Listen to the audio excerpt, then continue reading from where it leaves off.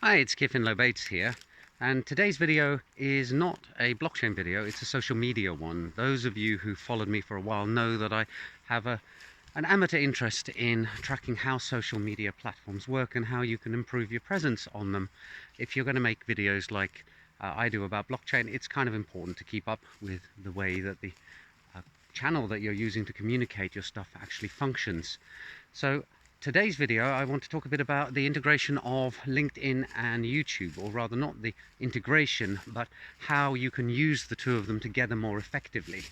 And what I used to do was I used to post native videos for LinkedIn. I would just upload them to the LinkedIn platform, and the LinkedIn video usage and publishing experience was never a particularly pleasant one. So I was very happy when LinkedIn stopped punishing outbound links. Back in the bad old days, if you included a link off the LinkedIn site, you could guarantee that that would cut your post views in half.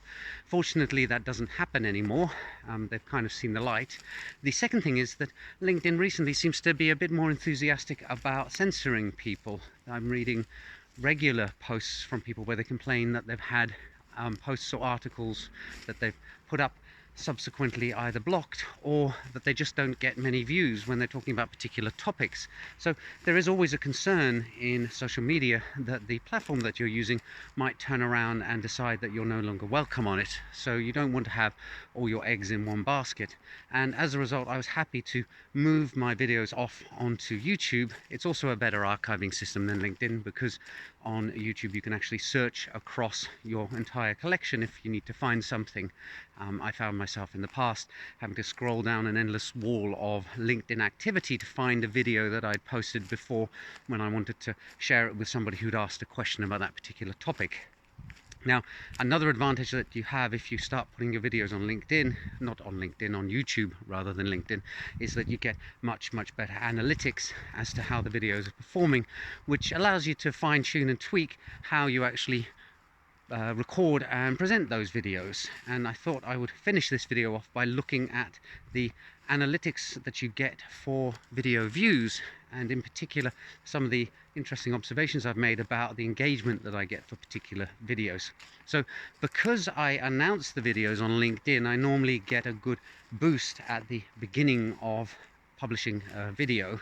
This wouldn't be the normal experience for somebody who's purely using LinkedIn and then hoping that the LinkedIn platform will suggest their content to other viewers. So if you are publishing your videos on some kind of other platform like LinkedIn, you typically get this shaped graph. There you can see that the initial part of the graph, there's a big jump in the views, and then it kind of tails off and flattens out at the end. And I find that about 90% of my videos show exactly that pattern. However, once in a while I post a video that for some reason I keep saying that, YouTube actually seems to really like and wants to promote, and those ones are really valuable on the YouTube platform. Here's an example of the shape that the graph then takes. As you can see, it just keeps going up and up and up. For some reason, near the end of that graph there's a little boost. Maybe people started searching for the topic I was discussing in that video, but it doesn't seem to matter what time of year it is or anything. When you get one of these golden videos, then the view rate just continues to rise over time, and they're really useful if what you're looking to do is grow your YouTube channel so much that you can actually subscribe to their partner program, for which you need 1,000 subscribers and 4,000 watch hours. Now, I'm over that for the subscribers, but I'm not at that level for the watch hours. Part of the problem there is that my videos tend to be fairly short, so people would have to watch an awful lot of them to for me to actually end up with that kind of level of watch hours. And to be honest, I'm not holding my breath or getting particularly excited about the partner program anyway. I'm perfectly happy just using the YouTube site as a video archive for now.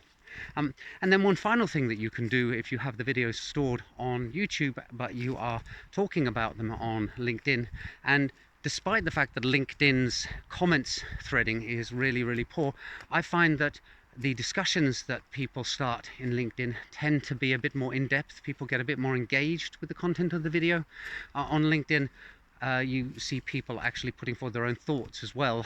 I've got a few commenters on YouTube who say useful or insightful things, but most of the comments on YouTube are along the lines of great video, love your content, which, although wonderful for my ego, is not particularly helpful in having a debate or discussion. That's not to say that I don't want people to thank me for the videos on YouTube or to tell me I'm doing a great job. It's always wonderful to be told that you're doing something useful, but it doesn't foster discussion the way that LinkedIn is. So the two platforms serve different purposes, and they're both very, very useful. So here's a final chart. There's a video that was kind of trundling along okay quite happily, and then somebody wrote a comment on it on YouTube, and I realized I'd posted the video several years ago, but the content was still valid. So there's something that you can do on LinkedIn with a video like that, which is repost it, maybe write a new introduction to it where you add a little bit more insight because your thoughts have developed over time, but you can reuse the content, and I try to do that sparingly. I prefer to create new content at least several times a week rather than reusing and rehashing and recycling the old stuff. But if it's a good point and it's still valid, then why not? And then in that chart, the third chart, you can actually see the bump at the end when a whole bunch of people on LinkedIn re-engaged or engaged for the first time if they're new followers with some content that I had previously shared. So I just thought that might be interesting to some of you out there who are both concerned about blockchain and about social media. Maybe you're just interested in social media and you've got something from that too. But anyway, LinkedIn and YouTube, I think it's a great combination in order to put video content out to the world and have some meaningful and valuable discussions about it in the process. The combination of the two platforms is better than either of them in separation. And just a reminder, of course, it stops you from having all your eggs in one basket if you're concerned about social media and censorship. That's today's video. Hope you found it interesting, and I hope the graphs were not too intimidating. I'll see you all in the next video soon. Bye for now.